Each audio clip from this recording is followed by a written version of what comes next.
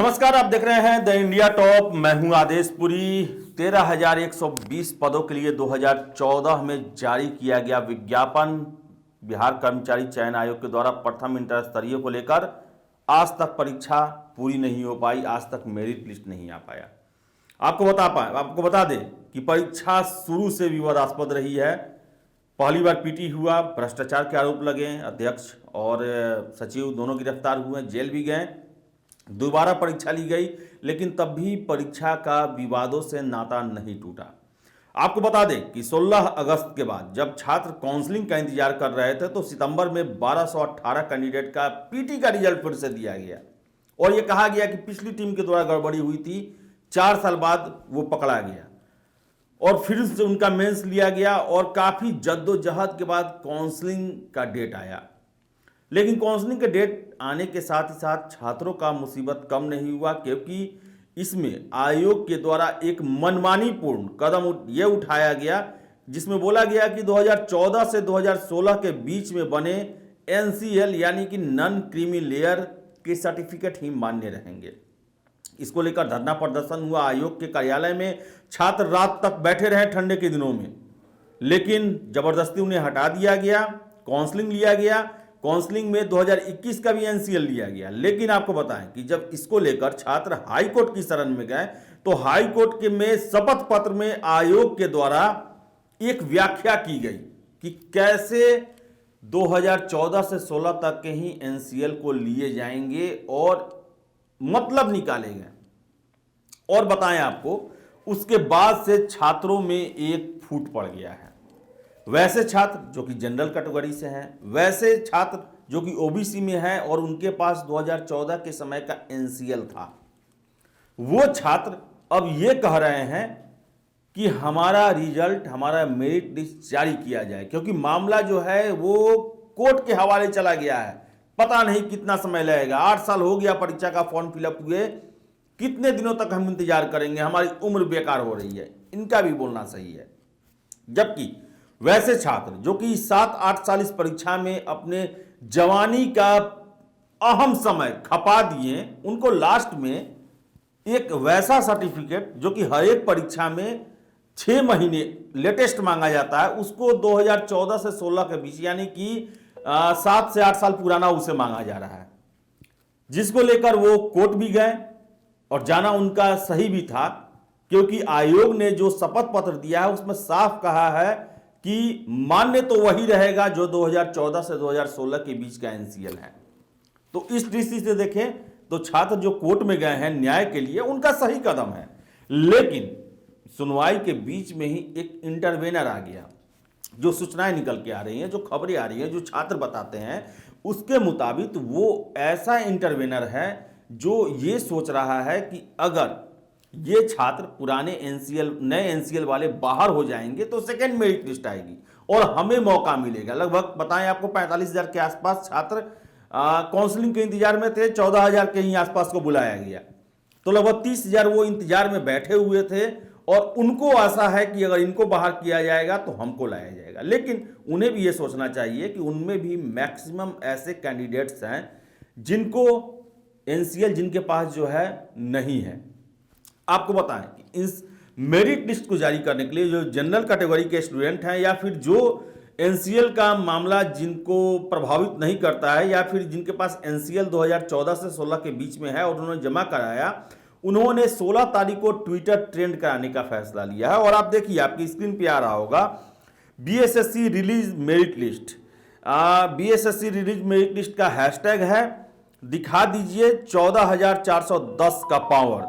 छात्रों के 8 साल बर्बाद का जिम्मेवार कौन? 16 जनवरी को 11 बजे से यह ट्विटर कैंपेन रखा गया है, जिसमें डिजिटली छात्र जो हैं वो दबाव डालेंगे आयोग को कि मेरिट लिस्ट जारी किया जाए।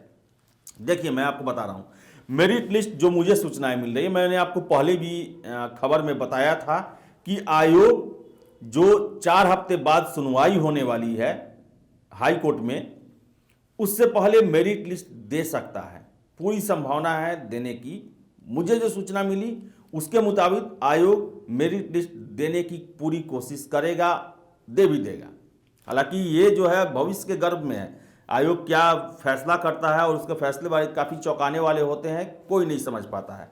लेकिन मुझे जो सूचना मिल रही है, लेकिन इसके साथ साथ एक और बात बताएं, बहुत सारे छात्रों ने हमको बताया, संपर्क किया, हमसे राय लेने की कोशिश की। उनका कहना है कि हम लोग कोर्ट जाने की तैयारी कर रहे हैं कि जो छात्र हैं जिनका काउंसलिंग में कोई दिक्कत नहीं है, उनका मेरिट लिस्ट जारी किया जाए। देखिए, जो मुझे समझ में आता है, जो जितना मैं कानून को जानता हूं और जितना मैं आयोग के अभी तक के चरित्र को जान रहा हूं, अगर आप कोर्ट में जाएंगे रिजल्ट प्रकाशित करवाने के लिए, तो ये उन छात्रों के लिए महंगा पड़ सकता है जो कि अभी डिफेक्ट फ्री हैं, जो रिजल्ट का इंतजार, मेरिट लिस्ट का इंतजार कर रहे हैं। क्योंकि आपको बताएं कि जो 11 जनवरी को सुनवाई हुई, उसमें हाई कोर्ट ने मेरिट लिस्ट पर स्टे को लेकर कोई भी निर्णय नहीं दिया है। यानी कि आयोग स्वतंत्र है रिजल्ट देने के लिए। आयोग अपने स्टैंड पे खड़ा है कि हमने जो है काउंसलिंग से पहले ये कह रखा था कि 2014 से 16 के बीच में एनसीएल एक्सेप्ट किया जाएगा, जिनका नहीं होगा उनको बाहर का रास्ता दिखाया जाएगा। तो हो सकता है कि आयोग मेरिट लिस्ट जारी कर देगा और जो नया एनसीएल जमा किए हैं उनको बाहर कर देगा, क्योंकि ऑलरेडी उनके लिए वो कोर्ट में लड़ रहा है केस। लेकिन अगर आप केस करेंगे रिजल्ट देने के लिए, तो सीधे आप जान लीजिए कि आपके विपक्ष में जो वकील रहेंगे वो सीधे एक ही शब्द बोलेंगे कि रिजल्ट जो है उसमें एनसीएल को लेके मामला फंसा हुआ है, हाई कोर्ट में सुनवाई चल रही है, कैसे रिजल्ट दिया जा सकता है टुकड़ों टुकड़ों में? टुकड़ों टुकड़ों में रिजल्ट नहीं दिया सकता, रिजल्ट एक बार फाइनल दिया जाता है। और ये पूरी संभावना है कि जज साहब ये बोलेंगे कि जब तक एनसीएल का निर्णय नहीं होता है तब तक आयोग रिजल्ट जारी न करे। यानी कि आपके रिजल्ट पर, मेरिट लिस्ट पर स्टे लग सकता है, जो मुझे लग रहा है। ऐसा हो सकता है कि इसका उल्टा भी हो, कि हाईकोर्ट ये भी कह दे कि यहां जल्द से जल्द मेरिट लिस्ट जारी हो, लेकिन ऐसा होता नहीं है। जो कानूनी, आप ही सोचिए ना कि एक ही रिजल्ट टुकड़ों टुकड़ों में थोड़े ही जारी होता है। रिजल्ट तो एक साथ जारी होता है और एक रिजल्ट में एनसीएल का मामला फंसा हुआ है।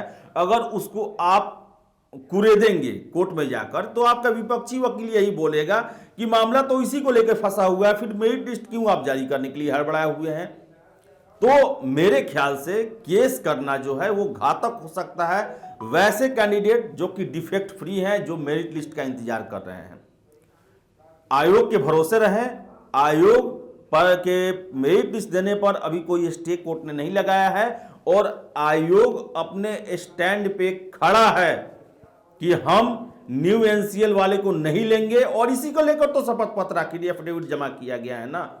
अगर उन्हें नए एनसीएल वाले को लेना होता तो वो कोर्ट में केस ही नहीं लड़ते, वो तो सीधे कह देते कि नहीं ऐसा कोई मामला नहीं, हम सभी को लेने वाले हैं, मामला उसी समय रफा दफा हो जाता। लेकिन जब आयोग केस लड़ रहा है तो उससे यही साफ है कि नए एनसीएल वाले को नहीं लेना चाहता है, इसलिए अपना तर्क रख रहा है, अपना जवाब रख रहा है। और कोर्ट ने स्टे नहीं लगाया है तो आयोग चाहेगा कि हम उससे पहले मेरिट लिस्ट देकर एक छात्रों की बहुत बड़ी संख्या को अपने हमदर्द बना ले, जो कि आयोग के फैसले के साथ हो जाएंगे। तो केस में जाना मेरिट लिस्ट जारी करवाने के लिए मेरे हिसाब से खतरनाक हो सकता है। जो फ्रेश कैंडिडेट हैं, जो कि किसी उनको डिफेक्ट नहीं है, खैर मर्जी आपकी। लेकिन इन सब के बीच में बताएं कि ट्विटर ट्रेंड चलाने का फैसला लिया गया है। हैशटैग इसमें यही दिया गया है कि बीएसएससी रिलीज मेरिट लिस्ट।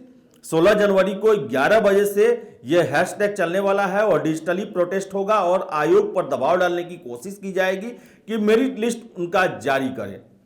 तो बताएं आपको कि बहुत ही विवादास्पद, छात्रों के जीवन को बर्बाद करने वाला, बिहार के विकास को रोकने वाला ये आयोग रहा है, विलेन का काम किया है। और बताएं 8 सालों से जो छात्र 19 साल के थे 27 साल के हो गए, 20 साल के थे 28 साल के हो गए, 30 साल के थे 38 साल के हो गए, 38 साल के थे वो 46-47 साल के हो गए। लेकिन आज तक स्पष्ट नहीं हो पाया कि कब ये एग्जाम फाइनल होगा। कोर्ट में मामला चल रहा है, तरह तरह की बातें आती हैं। छात्र कहते हैं 6 महीना लटकेगा, साल भर लटकेगा, 2 साल लटकेगा। तो काफी अनिश्चितता का माहौल है और मुझे तो यही लगता है कि आयोग ये चाहता ही नहीं है कि 13,120 पदों पर बहाली हो। और एक बात और मैं बता दूं कि इस परीक्षा में मैं शुरू से एक प्रश्न उठाता रहा हूं कि कोई ना कोई एक बहुत बड़ा ब्लंडर है जिसके कारण ये आयोग पूरी तरह से फ्रेश निष्पक्ष बहाली करने से डर रही है। अब क्या है मामला, क्या है गड़बड़ी, मुझे समझ में नहीं आता है। और यह भी मुझे अब स्पष्ट होते हुए दिख रहा है कि वो वैसे कैंडिडेट या वर्ग से संबंधित है जो कि एनसीएल से रिलेटेड है।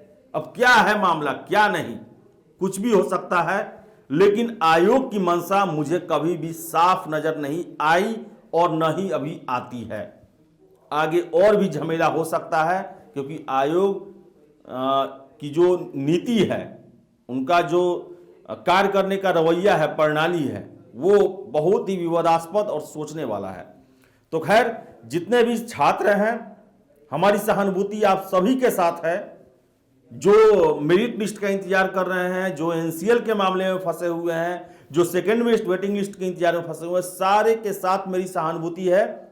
और मैं यही चाहूंगा कि जिन्होंने मेहनत किया है, जिन्होंने अच्छा परफॉर्मेंस किया है, उनका चयन हो और उनका जल्द से जल्द बहाली हो। 16 जनवरी को ट्विटर ट्रेंड कराने का फैसला लिया। अब देखने वाली बात है कि आयोग का इस पर कितना असर पड़ता है और क्या मेरिट लिस्ट जारी हो जाता है, ये समय बताएगा। लेकिन फिलहाल इस वीडियो में इतना ही। वीडियो पसंद आया लाइक शेयर करें, हमारे चैनल द इंडिया टॉप को सब्सक्राइब जरूर कर लें। धन्यवाद।